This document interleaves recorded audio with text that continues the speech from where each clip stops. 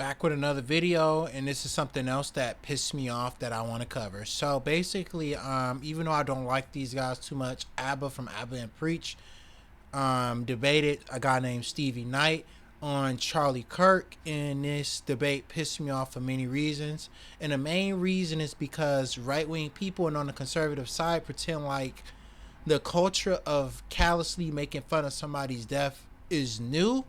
Let's go see if it's new or not. So, I haven't really heard anyone say this, but the callous memes and jokes about Charlie Kirk's murder are a direct byproduct of the Didn't Do Nothing era. And if you don't know what Didn't Do Nothing means, then you need to watch this video. And if you do, you should stay because a lot of this will resonate with you.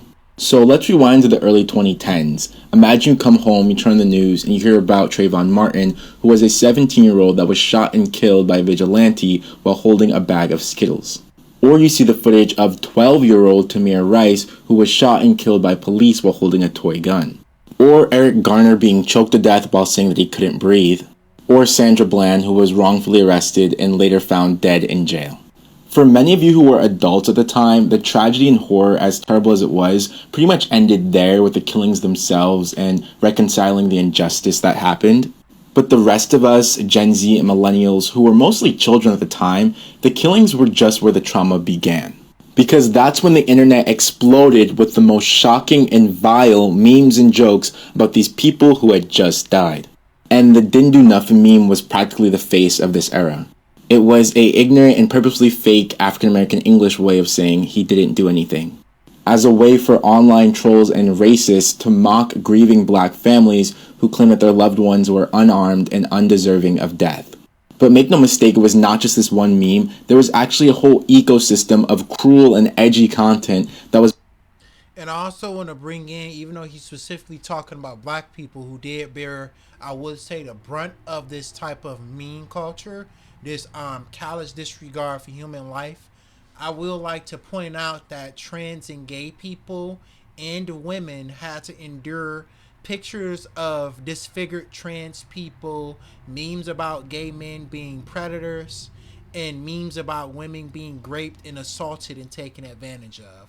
Memes about women being assaulted and attacked by their husband, and all sorts of, memes like that exist till this day. So, let us not be known that the entire conservative movement, right? Even other minority groups such as Arabs, Hispanic people, have to deal with this on a daily basis if you make a comment on the wrong post or if you join the wrong group. Was meant to desensitize people and normalize making fun of black people dying. For example, this was a trend called Trayvoning, where white teenagers would dress up in a hoodie and lie face down with Skittles and a can of soda to mock the way in which Trayvon Martin's dead body was found. And more recently, we had the George Floyd challenge, which is pretty self-explanatory.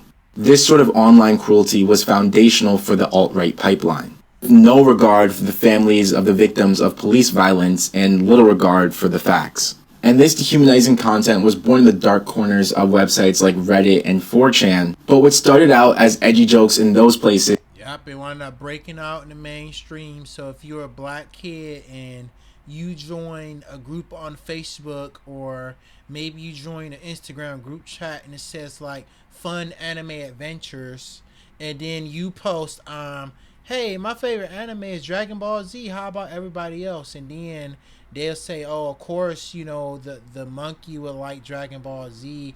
Oh, they, chimp out this, and, he didn't do nothing that. So, like, yeah.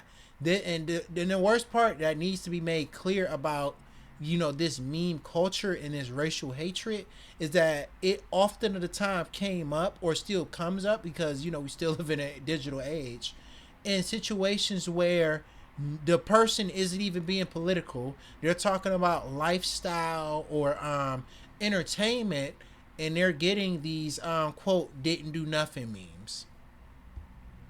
Is spilled over into YouTube comments, Facebook threads, and eventually mainstream conservative discourse.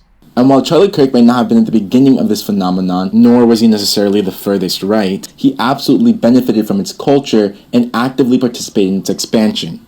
He spread content that told lies and was meant to smear figures like Breonna Taylor and George Floyd soon after, if not immediately after, they were killed. And just to add on to that, a lot of people are focusing on only the direct quotes from Charlie Kirk himself, but that leaves out the organization that he founded and just how badly it contributed to this issue. Now, back then until now, many activists have said the solution is to teach people about why it's wrong to dehumanize others and implement stronger and smarter content moderation against hate speech. Instead, right-wing voices and Silicon Valley executives called that woke.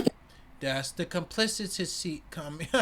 That's the complicity I was talking about in my crystal ball video. And just tore down all the rules. Of course, this made things worse and fueled even worse radicalization. For example, I recently wrote about the George Droid meme and how crazy and depraved this culture of mocking death had become in the wake of recent changes on platforms that allow unfiltered hate speech. But all of that fell on deaf ears, of course, until now. But I want to make something very clear. It is definitive that this morbid internet culture originates on the right. More specifically, the meme lords of 4chan and Reddit, the politicians and public figures that normalized and emboldened them, and the social media companies that make money by fanning the flames of all of this. And that has radicalized and desensitized both sides of the political spectrum. And we tried to warn you before it backfired. But that's all I can fit in this video. Nice. You should go to his channel, find his Substack or read his articles. I just wanted to do a quick video on that because this can be a video by itself because I'm actually going to cut it here. We have this idea in our head, right? Well, no, we don't have this idea. People on the far left damn sure don't. But they're trying to purport this idea that people having callous disregard for human life and making fun of the suffering of other people is a new phenomenon directly perpetuated by the left, when for years, and this is what Lucas said on Piers Morgan, that's what I said in that video when I went over everything, when these people have been at this for years, constantly dehumanizing and making fun of people in their lowest moments and getting mad at the backlash. This has been the Skate Punk Lefty. Have a good one.